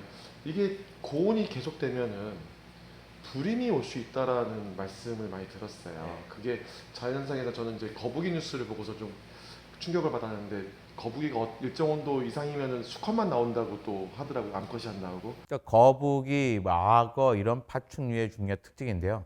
종마다 달라요. 그 온도가 요부터 여기까지를 요 안에 있으면 뭐 다들 암수 적당히 나오는데 어디를 벗어나면 수컷이 일방적으로 많이 나오고 또 어떨 때 암컷이 일방 나오고 위아래 다 다른 종류 나타나게 됩니다. 근데 식물들도 자기가 잘 활동할 수 있는 온도들이 있어요. 이때 이 온도에서 수정도 잘 되고 수정된 게 이제는 다시 열매로 잘 자라게 되는 건데 덥다고 다 되는 건 아니고 덥다고 잘 되면 대구의 사과는 더 잘 돼야죠. 근데 대구는 아예 사과가 안 나오잖아요, 이젠요. 너무나 더워져 버리니까 사과가 까맣게 타버린단 말이에요. 그러니까 추운 데로 가게 된 거죠. 모든 동물도 마찬가지예요. 모든 식물들은 자기 그 지역에서 살게끔 돼 있어요. 이 온도에, 이 강수량에, 이 습도에 이런 곤충과 이런 식물들과의 연계 속에서 살아가게끔 돼 있었는데 그러니까 하나씩 끊어지게 되면 이제는 뭐 갈팡질팡하다가 견뎌내지 못하는 거죠.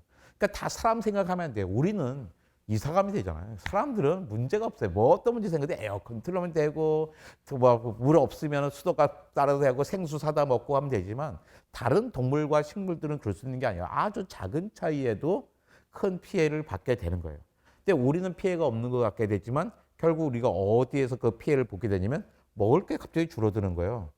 갑자기 최근에 우리 이미 느끼고 있잖아요. 식료품가가 엄청나게 높아지고 있단 말이에요. 그 목포 바로 옆에 신안군에서 엄청나게 많은 양질의 김이 나오고 있었는데 최근에 몇 년 사이에 김의 생산량이 많이 떨어지고 있잖아요. 그러니까 우리가 과연 언제까지 맛있는 신안김을 먹을 수 있을까 걱정되는 거죠. 근데 이런 게 모든 곳에서 나타난단 말이에요. 근데 제가 농담 삼아 신안에서 안 나오면 태안에서 하면 되지 그런데요. 태안 분들은 이거 못 키워요, 아직 잘. 그것도 신안 사람들이 다 거기 이사 갈까요? 그것도 아니잖아요. 생각만큼 해산물이나 농사물이나 키우는 게 쉬운 일이 아니란 말이에요. 아버지, 할아버지 대대로 그 지식이 내려와가지고 겨우 하고 있는 건데 이것이 어느 날 갑자기 사람들이 사라지면 못하는 거예요. 우리는 지금 조리도 못 만들잖아요. 옛날에 지푸라기 갖고 할아버지도 조리도 만들어지고 소쿠리 만들었는데 이게 그거 있다고 해가지고 우리 어릴 때 봤단 말이에요. 봤지만 우리 하나도 못 만들어요. 농업도 수산업도 마찬가지입니다.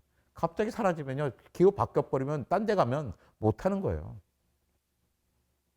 이제 아이를 키우는 아이의 아빠의 입장에서 좀 개인적일 수도 있는 질문인데 그럼 앞으로 아이들의 진로 중에서 가장 각광받는 진로는 무엇이 될 거라고 생각하세요?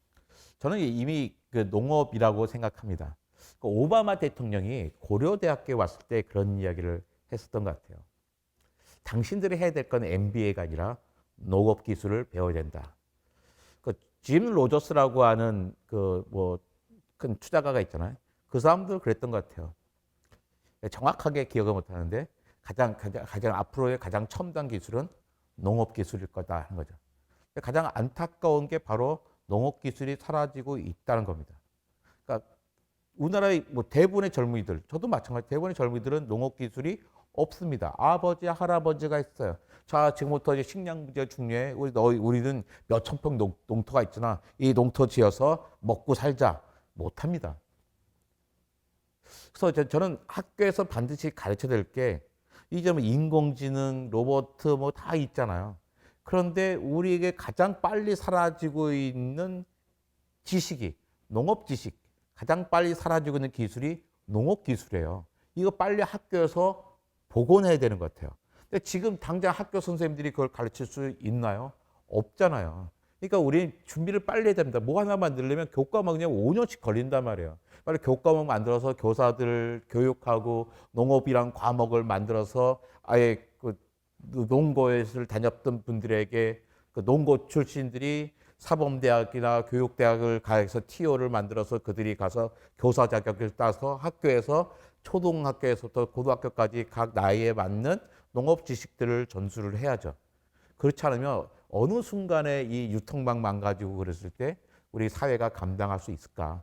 가장 중요한 기술은 농업 기술이어서 우리가 컴퓨터 쓰고 이런 것들이 다 기본 기술이잖아요. 영어 하는 거 기본 기술이잖아요. 근데 이제는 컴퓨터, 인공지능, 뭐 영어 이런 거만큼이나 농업이란 과목도 중요한 과목으로 만들어야 될 것 같아요. 이게 오래 걸릴 일이 아닙니다. 딱 한 세대 안에 일어날 수 있는 일이라고 생각해요. 근데 한 세대 안에 일어날 일이라면 지금 당장 준비해야 되는 거죠. 초등학교부터, 초등학교, 중학교, 고등학교 교육부터 바뀌어야 되는 거예요. 제일 먼저 바뀌는 고등학교 교육이 바뀌어야 되고, 중학교 교육 바뀌고, 초등학교 교육 바뀌어야 나가야 되는 거죠. 쿠바가 옛날에 그런 식으로 만약에 그 엠바고 됐을 때 했습니다. 그래서 모든 땅에서 농사를 지어야 되고 모든 사람들이 농업 기술을 배우려고 했죠. 그럴 수밖에 없었어요. 뭐 정부가 뭐 기회는 주긴 했지만 정부가 강제로 시킨 것도 아니에요. 안 되면 내가 굶어야 되니까 했거든요. 근데 우리는 아직까지도 내가 굶을 거라고 생각하지 않는 거예요. 왜? 지금까지는 아직 식량 수급에 문제가 없기 때문에. 근데 한순간입니다. 식량 수급의 문제도 이렇게 확 생길 거예요. 어느 순간이 생기면 갑자기 왜 작년에 되던 게 올해 안 됐는데? 라는 생각을 하게 될 거예요. 몇 년 사이에 세상이 바뀌는데 몇 년 세상에 우리 시스템을 다 바꿀 수는 없는 거잖아요. 그러니까 적어도 한 세대, 반 세대 안에 이걸 문제를 해결하겠다고 준비해야 될 것 같아요.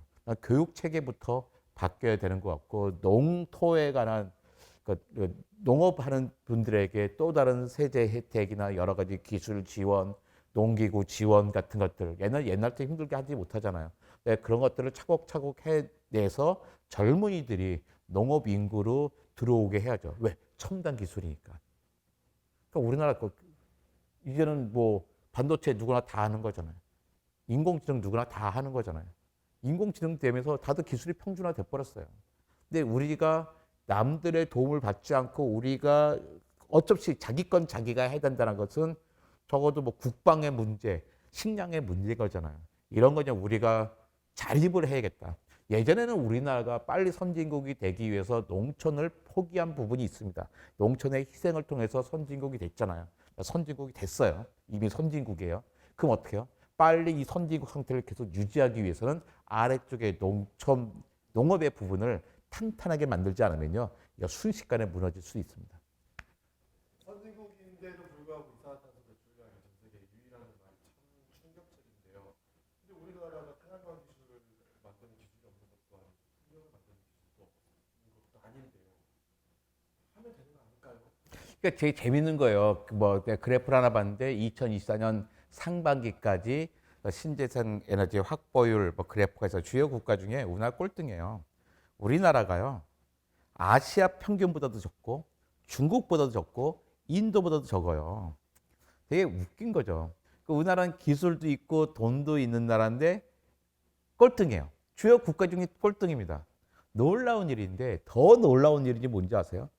우리나라는 신재생 에너지 발전 확보율이 꼴등이에요.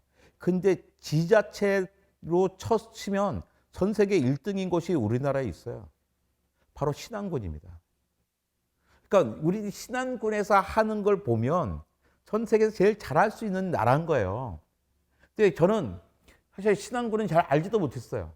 근데 신안군의 태양광 풍력한다는 거 관심이 있고 그다음에 뭐 그 면사무소나 학교 다니다 보니까 알게 됐는데 정말 신안군 분들은 자부심을 가지고 있더라고요.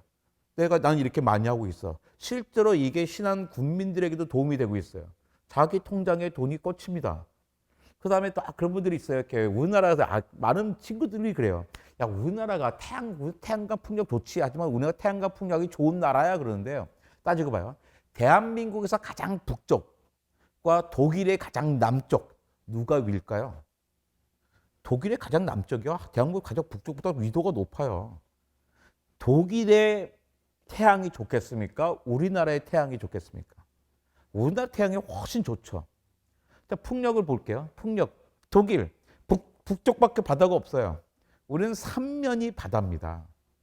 누가 하더라도 풍력 생산에 좋은 거예요. 그러니까 어떻게 이제 거기다 서해안은 어떻게 해? 낮은 갯벌이 쫙 펼쳐져 있잖아요. 그러니까 어떻게 이렇게 해상 풍력도 되게 유리해요. 아마 전 세계에서 가장 싼 값으로 해상 풍력을 할 수 있는 나라일 겁니다. 그때 제 또 친구가 그러더라고요. 반대한대. 왜? 야, 에너지 좋지만 야, 그래도 경관을 해치지 않니? 그런 거예요.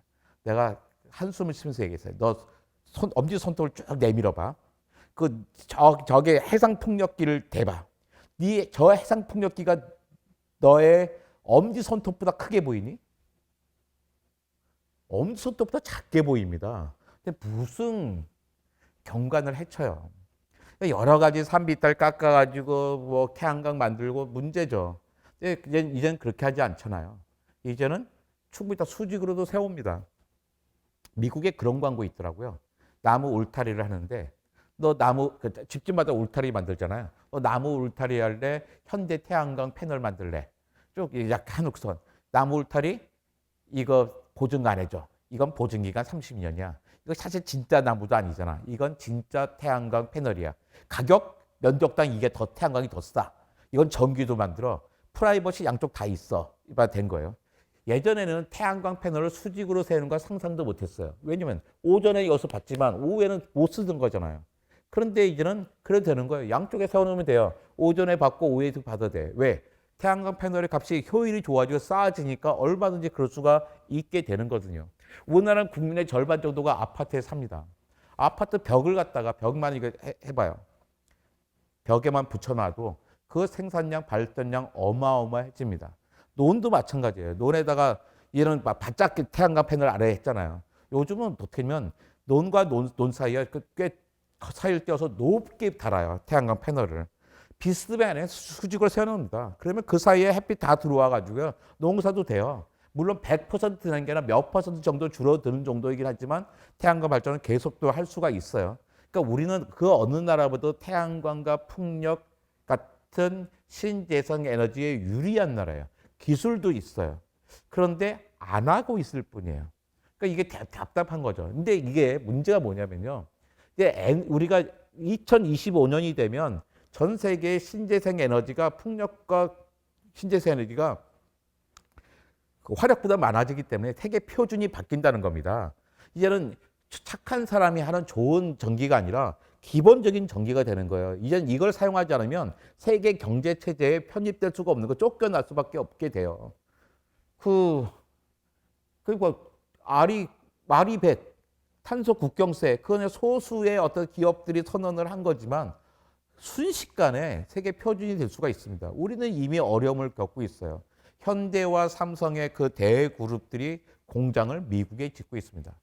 미국의 인플레이션 감축 법안이라는 것 때문이죠. 이 인플레이션 감축 법안 때문에 우리나라 제품들은 현대와 삼성 제품이 값이 높아질 수밖에 없어요. 세금을 많이 때려야 되기 때문에. 그러니까 삼성과 현대의 입장에서 뭐 어떻게 해요? 생산을 계속 돈을 벌기 위해서 어떻게 해요? 미국에도 공장을 지어야 되는 거죠. 우리 돈으로, 우리 기술로 미국에 공장을 짓고 있어요. 그 대한민국의 젊은이들이 미국 가서 취직할까요? 아니잖아요. 미국 젊은이들이 취직하는 겁니다. 이게 얼마나 웃긴 일이냐면 우리 돈과 우리 기술로 우리 젊은이들에게 좋은 직장을 뺏어서 미국의 젊은이들에게 주는 거예요. 세상에 이렇게 바보 같은 일이 어디 있어요. 신재생 에너지를 생산하면 되는데. 그러니까 우리가 이렇게 신재생 에너지 전환을 한다는 것은 단순하게 기후 문제 뭐 이를 걱정한다 뿐만 아니라 지금 그거 기후보다 더 먼저 우리 젊은이들의 직장을 지키기 위해서도 필요한 거예요. 그러니까 우리나라가 전 세계에서 꼴찌인데 신재생 에너지 전환이. 근데 바로 목포 옆에 있는 신안에서 가장 잘하고 있는 모범을 보여주고 있단 말이에요. 신안에서 하는데 왜 딴 데서 못할까요? 그래서 저는 이렇게 왜 수학여행을 먼저 신안에 갔으면 좋겠어요. 예전에는 다 제주도, 경주 갔잖아요. 왜? 제주도, 경주 못 가봤거든. 못 가봤는데 2학년 수학여행을 한번 가봤으면 좋겠다는데 우리나라 거의 모든 가정이 가족 단위로 제주도 가봤고 경주도 가봤고 부산도 가봤고 설악도 다 가봤습니다. 어딜 가야 돼? 정말 수학여행은 수학여행답게 신안에 왔으면 좋겠어요. 신안에 와서 신재생 에너지가 태양광과 풍력이 마을을 어떻게 바꾸고 있는지, 이 마을 사람들이 얼마나 잘 살고 있는지, 이 에너지를 가지고 이 우리나라가 어떻게 변할 수 있는지를 다 눈으로 확인을 하고 이게 좀 전국에 퍼져 나갔으면 좋겠어요. 우리나라는요, 여러 가지 이점이 있는 게 도시 밀집이 엄청나게 강해요. 서울과 경기 좁은 곳에 절반이 모여 삽니다. 그러니까 송전망을 깔기도 되게 좋은 거예요. 왜 큰 송전망이 필요합니까? 높은 송전탑이. 멀리에 있는 원자력 발전소 끌어올려니까 고압으로 해야 했던 거잖아요. 근데 태양광과 풍력을 하게 되면 그 지역에 서로 새로운 그리드, 마이크로 그리드를 짜야 되는 거예요. 송전망 자체를 바꿔야 되는 거죠. 지금도 사실은 생산할 수량이 훨씬 많습니다. 전라남도 도 그렇고 제주도 그렇고 제가 신재생을 생산량이 훨씬 많은데 불구하고 이제 한국전력의 그 전력 거래소 거기에 통과해야 되는데 거기에 수익을 유지하기 위해서 신재생 에너지 생산량을 억제하고 있고 또 많은 전기를 송전망으로 그 연결하는 것을 안 하고 있는 거잖아요. 그러니까 우리가 사실 지금보다 더 많이 생산할 수 있는 것을 안 하고 있는 거거든요. 내가 좀 당장 뭐 석탄 발전소 다 없애자 이런 말 하는 게 아닙니다. 그러니까 그게 당분간은 이게 필요할 수밖에 없어요. 왜? 신재생 에너지는 간헐성이라는 게 있습니다. 그러니까 어떻게 해요? 항상 그게 우리가 일정한 양을 유지하기가 어렵단 말이에요. 그러니까 그 앞에서 딱 멈춰놓고 화력을 채워내잖아요. 근데 조금만 시간이 지나면 어떻게 되면 얘는 배터리가 충분해지잖아요. 모든 자동차가 전기 자동차가 되고 10년 지난 다음부터는 배터리가 전 나오게 되잖아요. 폐배터리. 폐배터리 못 쓰는 게 아니거든요. 한 80% 용량이 됩니다. 그럼 그 다음 때 그만 쫙 모아놔도 우리나라에 어마어마한 숫자의 양수 발전소가 생기는 것과 똑같아요. 양수 발전소가 뭡니까? 전기 남을 때 물을 뿜어 올려서 수력 때문에 왔다가 빼쓰자는 거잖아요. 근데 양수 발전소 만들려면 누군가는 그 지역 국내를 떠나야 되고 댐 생기면서 생태계도 많이 바뀐단 말이에요. 근데 되게 편한 방법이죠. 환경을 망가치지도 않고. 근데 전기가 충분해지고 나면 그럼 또 뭐래요? 이제는 수소란 게 있습니다.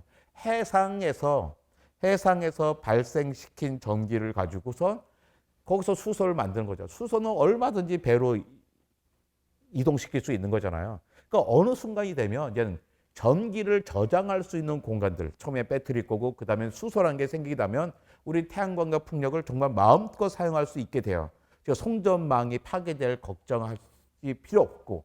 근데 그러기 위해서는 뭐예요? 먼저 신재생 에너지를 최대한 많이 확보해야 됩니다. 신재생 에너지를 많이 확보하고 전기 자동차 많이 만들어서 그 다음에 수소로 나가는 준비를 해야 되는 거죠. 근데 우리는 그 기술도 있잖아요. 수소도 전 세계에서 3번째 안에 드는 나라란 말이에요. 근데 우리는 기술도 갖고 있고 자금도 갖고 있는데 이상하게 실천을 안 하고 있는 정말로 납득하기 어려운 지금 상황인 거예요. 그 딴 나라 친구들 사람들 뭐 되게 놀랄 거예요. 저 친구들은 왜 그 어마어마한 그 풍력 발전기 다 수출하잖아요, 우리나라에서. 그 패널을 얼마나 많이 수출합니까? 근데 왜 저 나라는 자기네는 안 해? 저기는 그거 안 하면서 그 결국에 무슨 법안 때문에 공장을 딴 나라에 지어. 자기 전기 확보하고 하면 되는 거죠. 이게 앞으로 인공지능 시대인데 인공지능 돌리기 위해서 엄청나게 전기 필요하잖아요. 그 전기를 위해서도 해야 돼요. 그 전기 위해서 뭐 미국에서는 원자력 발전 통째로 샀어 그런데요. 우리나라 원자력 발전소 어디다 지을 거예요? 저는 사실 원자력 발전소 위험하다 생각하지 않습니다. 해볼 만하다 생각합니다. 근데 지을 수 있는 곳이 없어요. 그러니까 우리 동네에 짓겠다면 다 반대할 텐데 아무리 좋은 기술도요 국민이 반대하면 못 쓰는 겁니다. 그다음에 그걸 가지고 전기를 만들 때까지 너무나 오랜 시간이 걸려요. 그거 언제 만들겠어요? 전기 공사 시작해서 공사 시작하기 전까지 시간이 오래 걸리지만 공사 시작해도 10년은 최소한 지나야 전기 나온단 말이에요. 우린 그만큼의 시간이 없습니다. 당장 몇 달이면 할 수 있는 것들을 놔두고선 왜 그런 걸 해야 돼요? 우리나라 삼면이 바다라는 말씀에 또 다른 생각이 드는 게 온난화 때문에 해수면이 상승해서 어쩔 수 없이 김포공항이 뭐 잠기고 부산도 잠기고 막 그런 얘기를 많이 들었어요. 근데 가만히 생각해 보니까 우리나라의 최고의 곡창지대는 다 간척지란 말이죠. 얘네들이 물에 잠기거나 최소한 염해 피해를 입긴 입겠구나라는 생각이 번뜩 드는데요. 이게 우리나라의 식량 위기를 더 가중시킬 수도 있겠다는 생각이 드네요. 해수면 상승이. 예, 그런데 난 그건 좀 쉽게 극복할 수 있을 것 같아요. 터무니없을 생각이 모르겠는데 그러니까 해수면에 댐을 쌓겠죠. 바닷물 넘치는 양만 계속 높여나가겠죠. 자카르타가 이미 그러고 있잖아요. 자카르타 수도에 바닷물 넣을까 계속 높이고 있습니다. 동해안에 갔더니 울진이었던 것 같아요. 울진도 왜 거기 바다에 이제 방파제가 요건 있었는데 그걸 조금씩 높이고 있더라고요. 왜? 매년 넘기 옛날에 안 넘었는데 넘기는 거예요. 그러면 1m 높이는 거예요. 일단 1m 쭉 높이고 한꺼번에 몇 m 높지 않았기는 계속 하겠죠. 보기는 안 좋아질 거예요. 바닷가를 쭉 둘러서 뭐가 생겨요? 방파제처럼 바닷물 못 넘게 하는 거죠. 이미 네덜란드는 자기 해수면보다 낮은 땅에서 살잖아요. 그래서 어떻게 바다 뚝으로 막아가지고 그리고 그 토목 기술에도 세계 최고인 나라니까 난 그 문제는 그 문제가 아닐 수 있을 까 생각해요. 뚝 만들면 되지 뭐. 뚝 만들면서 난 충분히 극복해 나갈 수 있을 것 같아요. 맞습니다. 올해 농업의 이슈가 우렁이랑 벼멸구였거든요. 이놈들이 우렁이는 원래는 겨울에 얼어 죽어야 되는데 안 죽어서 문제가 되고 벼멸구는 뭐 한 번인가 두 번인가만 새끼를 까야 되는데 날씨가 뜨겁다 보니까 계속 F3까지 F4까지 나와서 그 피해가 어마어마했다고 하는데요. 요거는 앞으로 더 심화가 될 것 같아요. 그러니까 그게 우리들은 되게 고생물들이 틀이 있었잖아요. 틀이 바뀌니까 당황하는 거잖아요. 갑자기 벼멸구, 우렁이, 애네레하고 우렁이 뭐 나름 좋아하던 건데 갑자기 얘네가 이제는 우리 미워하게 생기게 된 거예요. 그러니까 우리나라 기후가 급격하게 바뀌다 보니까 우리 농민들이, 우리 국민들이 그 전에 대대로 알고 왔던 생태계가 아닌 거예요. 그러니까 우리는 지금 당하고 있죠. 그래서 그거 어떻게 해야 될까요? 또 다른 뭐 기술을 찾아내기는 하겠지만 그 사이에 농업 생산량은 떨어질 수밖에 없는 거죠. 요거는 관장님 전문 분야가 아니실 것 같긴 한데 한번 질문 드려보는 게 만약에 우리나라에서 쌀 생산이 더 이상 힘들어지겠다라는 판단이 들고 현실적으로 단다면은 주식을 바꿔야 되는 상황이지 않습니까? 사람이 주식을 바꾸는 게 꽤 어려울 것 같다는 생각이 드는데 어떻습니까? 그러니까 곡물이 뭐가 있어요? 쌀, 밀, 옥수수, 그 다음에 바나나가 네 번째쯤 되는 거고 뭐 하나 더 있을 텐데 콩. 예. 5개 곡물이 쌀, 밀, 콩, 옥수수, 바나나잖아요. 그러니까 더 더워지면 우리가 밀은 할 수 있는 게 아닌 거잖아요. 밀은 더 시원해지니까. 야, 콩도 많이 늙어 같지 않고 그러면 옥수수와 바나나인데 자, 우리가 뭐 옥수수와 바나나 먹을 게 없으면 뭐 옥수수와 바나나만 하겠죠. 그런데 될까요? 우리가 그 영양 상태에 적응할 수 있을지 모르겠어요. 지금 전 세계 사람들이 뭐 옥수수와 바나나만 먹고 사는 나라가 어디 있어요? 다시 그 세계 콩, 밀이 필요한 거잖아요. 더 더워진다면 그러니까 쌀밖에 안 남잖아요. 오히려 쌀은 지금 다시 이제 뭐 저기 안남미에 도입해서 다른 품종을 지금 우리가 먹는 악기바리 이런 거는 안 될 수도 있을 것 같고, 예. 근데 뭐 안남미 그것도 적응되면요 맛있습니다. 그러니까 사람은 적응할 수밖에 없어요. 새로운 식량에. 근데 요즘도 그렇게 길다란 벼도 요즘에 보니까 이게 되게 그 베트남인데 약간 우리처럼 찰지면서 한국 사회의 말 입맛에 맞는 게 나오고 있어요. 그러니까 사람들 뭔가 좀 변화들은 있던 거죠. 시간이 충분하면 돼요. 근데 우리처럼 옛날과 같은 그런 쌀은 못 먹겠지만 또 다른 쌀은 또 먹을 수 있을 것 같아요. 그 다음에 그런데 밀은 안 될 것 같고, 이제 그렇다면 이제 우리가 많은 부분들을 이제 포기해야 되는 것들이 생기겠죠. 밥상의 풍경이 많이 바뀔 수밖에 없겠네요. 그 이제 우리가 먹었던 나물들이 그냥 가능해질까?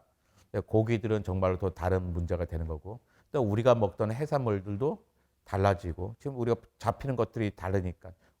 옛날에 저기 왜 적도집에 가서 먹으면 커다랗긴 하지만 보기는 근사한데 맛없는 생선을 먹어야 될지도 모르겠고, 우리 주변에 맛있는 것들은 달라질 거예요. 그러니까 우리 입맛도 바뀌어야 될 것 같고. 아직 먹을 것만 있으면 그나마 그 배를 채우고 영양을 공급할 게 있다면 맛 정도는 우리가 포기할 수 있죠. 어쩔 수 없는데 문제는 맛의 문제가 아니라 우리 배를 채울 수 있는가, 우리에게 필요한 영양을 제대로 공급할 수 있느냐가 문제인 거죠. 결국에는 후대로 갈수록 더 어려워질 수밖에 없는 구조인 것 같습니다. 우리가 뭔가 큰 결단을 내리지 않는다면. 그러니까 지금 살고 있는 세대, 애들까지 포함해서 지금 살고 있는 세대, 그러니까 뭐 2024년생까지, 그러니까 지금 살고 있는 사람이 있잖아요. 한 1950년생부터 2020년생까지 한 70년에 걸친 사람들이 자기가 이들이 해결해야 될 문제입니다.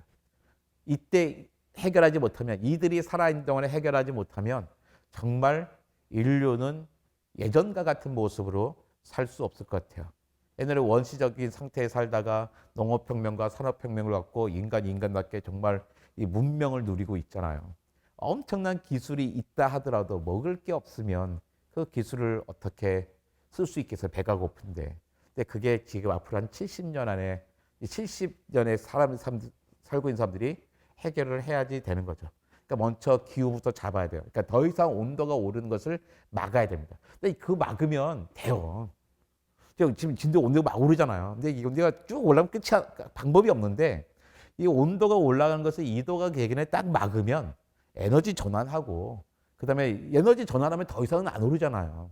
근데 그것을 다시 옛날로 돌이켜서 다시 이제 이산화탄소 포집 기술을 하고 이렇게 돌아가면 되죠. 이걸 못하면 식량 문제뿐만, 식량 문제, 전쟁 문제 뭐 해가지고 세상은 너무나 힘들어집니다. 기후 위기 관련해서 한국은 결코 선진국은 아닌 거군요. 행동에 있어서 선진국이 아닙니다. 우리나라는 기술에 있어서는 선진국인 것 같아요. 기후 위기를 극복하는 데 있어. 그런데 그것이 정책화되는 데서는 세계에서 꼴등입니다. 근데 다행인 것은 세계에서 꼴등인 나라에서 1등인 지방자치제가 바로 옆에 있다는 겁니다. 나는 좋은 교사로 삼아야 된다고 생각합니다. 나는 신안이 우리에게 희망이라고 생각합니다. 그만큼 기후 위기와 에너지의 연관성이 가장 밀접하다고 보고 계시는 거네요. 그럼요. 이 에너지 때문에 생긴 문제예요. 우리가 석탄을 고생대의 대기 속에 있었던 이산화탄소가 석탄이 되는데 끄집어내니까 사실 고생대의 대기로 돌아가고 있는 거예요. 너무나 명확한 겁니다. 방법도 있어요. 더 이상 석탄을 떼지 말아야 되는 거예요. 자, 거기에서 식습관의 변화가 또 일조한다는 이야기도 많이 있어요. 우리가 고기를 먹게 되면서 고기가 또 이렇게 많은 이산화탄소와 메탄을 발생시키지 않습니까? 그렇죠. 그것도 한번 말해. 그 메탄 같은 게 보면 메탄의 우리나라 전 세계 평균을 치면 제일 많은 게 축산과 그 석탄 화력 발전소예요. 그러니까 축산이라는 게 결국 소와 양 이야기입니다. 그러니까 돼지, 닭 이런 데까지만 해도 거기도 뭐 이산화탄소 배출 당연히 하잖아요. 근데 배출량 자체가 급히 작아요. 그러니까 지구가 충분히 견딜 수 있을 양이에요. 그런데 한 1970년대 이후 전 세계가 폭발적으로 경제가 성장하면서 70년부터 80년까지 1년에 한 30몇 프로씩 이렇게 육류 소비량이 늘어나요. 그러니까 100만 원 벌 때 밥을 한 그릇 먹었어요. 200만 원 벌잖아요. 밥 두 그릇 먹을 수 있어요. 근데 500만 원 번다고 밥을 5그릇 먹을 수 있는 건 아니거든요. 그러니까 육류 소비량이 급격하게 늘어나는 거예요. 육류 소비량이 늘어나니까 어떻게 해요? 소와 양을 키울 때마다 이렇게 늘어날 때 이산화탄소, 메탄 엄청나게 발생하잖아요. 또 그들이 엄청나게 많이 먹어야 돼요. 식물 1kg 먹고 고기 1kg가 되는 게 아니란 말이에요. 소 같은 경우는 25kg를 먹어야 고기 1kg가 되는 거예요. 그에게 뭐예요? 25kg의 먹이를 생산해서 숲을 그 땅을 만들어야 되는 거예요. 그러니까 이 얘기 뭐냐면 우리가 소고기 1kg를 안 먹은다면 25kg의 먹이를 생산 땅을 숲으로 유지할 수 있다는 거죠. 결국 우리가 고기를 먹으면 먹을수록 숲은 줄어들 수밖에 없는 거예요. 근데 숲이 줄어드니까 어떻게 해요? 이산화탄소는 더 이상 더 대기중에 늘어나죠. 거기다가 소는 더 방구 뿡뿡 똥 싸고 트림하고 그러면서 계속 메탄 엄청나게 나온단 말이에요. 근데 메탄은 이산화탄소보다 수십 배 강력한 온실가스거든요. 우리나라는 양고기 안 먹던 나라잖아요. 서양은 양고기를 먹어야 되는 이유가 있어요. 커뮤니티를 유지하려면 양이 필요해요. 그러니까 뭐 말 잔치 하는데 갑자기 소고기를 해봐요. 그러면 인도 계열 사람이 80억 명 가운데 15억이 인도 사람이에요. 인도에만 있는 게 아니라 유럽에도 엄청나게 많단 말이에요. 우리 싸우자는 거야. 뭐 우리 뭐 먹으라는 거야 했단 말이에요. 돼지고기를 할까? 그럼 어떻게 아랍계 이슬람 사람들, 유대인 사람들 먹을 게 없는 거예요. 근데 양고기를 안 먹는 문화는 없어요. 모든 종교가 양고기는 다 허용한단 말이에요. 그러니까 양고기로 파티를 하는 거예요. 근데 우리나라는 양고기 안 먹고도 수백 년 동안 잘 살았어. 근데 갑자기 요즘 젊은이 사이에 양고기 스테이크 먹는 문화가 생겼어요. 예. 맛이 항상 문제는 뭐예요? 소고기도 똑같아요. 소고기도 맛있어요. 양고기도 맛있단 말이에요. 그러니까 자꾸 그런 걸 먹는데 이 입맛을 충족시키다 보니까 기후에는 점점 문제가 생긴 거죠. 그러니까 여기에 대진이 맛있다 그랬는데 이게 중요한 포인트를 생각하거든요. 아무리 지구에 좋아도 그런 뜻이 좋아도 우리 혀를 이길 수는 없어요. 그 어떻게 해야 될까? 과학적으로 해결해야 된다고 생각합니다. 저는 그게 답이 배양육이라고 생각해요. 세포를 키워서 우리 각각의 입맛에 맞는 고기를 만드는 거죠. 소고기에서 마블링이 좋다는 게 뭡니까? 생살에 지방이 막 박혀 있는 거예요. 생살에 기름이 박혀 있을 정도니 그 소의 심장, 혈관, 내장은 어떤 상태겠어요? 소를 최대한 심장, 혈관 질환제로 만들어 놓고 우리가 그걸 맛있다고 먹는 거예요. 사실 맛있잖아요. 근데 맛있으니까 자꾸 우리 먹고 싶단 말이에요. 근데 자꾸 도덕적으로 지구를 위해서 그 마블링 좋은 소고기 먹지 말자. 안 돼요. 맛있는데 어떻게 해요? 그냥 그걸 기술로 극복해야 되는 거죠. 그게 바로 배양육이라고 생각합니다. 근데 배양육이 얘는 엄청나게 비쌌단 말이에요. 근데 값이 어떻게 떨어지고 있어요? 우리나라 농수산부에 보니까 2040년이 되면 배양육이 한 60% 정도의 시장을 차지할 거라고 이야기하더라고요. 딴 과학자들은 훨씬 높게 평가하더라고요. 90% 정도 되지 않을까 생각을 해요. 왜 안 하겠어? 다 하겠지. 아주 특별한 사람, 난 뭔가 인공적인 거는 난 극단적으로 싫어하는 사람 빼는 건 다 할 거예요. 싸고 맛있는 고기를 공급하게 될 테니까. 그때 무슨 문제가 생길까요? 지구 규율에는 도움이 될 거예요. 그런데 그 많은 축산업자들은 어떤 문제가 생겨요? 갑자기 생존권에 문제가 생깁니다. 항상 혜택은요. 모든 사람이 받던 혜택은 너무나 얇아요. 사람들은 그 혜택이 있는지도 몰라. 이것 때문에 도움이 되는데. 하지만 피해를 본 사람은 소수가 깊은 피해를 봅니다. 이 사람은 생존권에 문제가 나타나니까 극기비 저항할 수밖에 없어요. 만약에 햄버거 가게 앞에서 시위하실 거예요. 배양육 반대하고. 그 사람들이 욕할 겁니다. 지구를 생각해야지 자기밖에 모르는 이기적인 사람들 같으니라고 욕할 거예요. 근데 그분들 이기적인 사람들인가요? 아니에요. 수십 년 동안 남들이 하기 힘든 일을 하기 싶어 하지 않는 일 소똥, 돼지똥 치워가면서 우리에게 고기를 공급해주던 고마운 분들이란 말이에요. 근데 그분들이 나쁜 사람 취급을 받으면 되나요? 안 되죠. 그러지 말라고 정부가 있고 공무원들이 정책들을 준비해서 만드는 거잖아요. 나는 그것도 어려운 문제가 아니라고 생각합니다. 돈이 있는 나라잖아요. 세금을 많이 투자해서 우리의 기술을 갖게 하고 맛있는 고기 만들어서 애들에게 투자해서 지분 가져서 아마요 계획 동네마다 배양육 공장 필요할 겁니다. 그 배양육 공장의 운영권을 축산조합이 갖게 하는 거죠. 공짜로 주자는 게 아니라 30년 동안 분할 상활하세요. 해야 그분들도 안전하게 사업이 전환이 되고 그것도 우리도 식생활도 전환이 되면서 식량 문제, 기후 문제를 같이 극복해 나가겠죠. 그러니까 우리 모든 문제에 다 촘촘하게 다 있어요. 기후 문제, 식량 문제가 농업만 파서 아니 에너지만 파서 되는 문제는 아닌 것 같아요. 은행에서부터 예술에까지 모든 분야의 사람들이 자기의 영역에서 이 문제에 초점을 맞춰서 해결을 해 나가야지 이게 자연스럽게 큰 어려움 없이 진행이 될 거라고 생각합니다. 마지막으로 하고 싶었는데 제가 안 물어봐서 못한 말씀 있으실까요? 저는 그 기후 문제가 정말로 심각하다고 생각합니다. 하지만 우리는 아이들에게 야 지구가 이게 기후 뜨거워져서 우리 다 망했어. 지구는 멸망할 거야. 이런 이야기 안 했으면 좋겠어요. 지난 5차례 대멸종 동안 지구는 망해본 적이 없어요.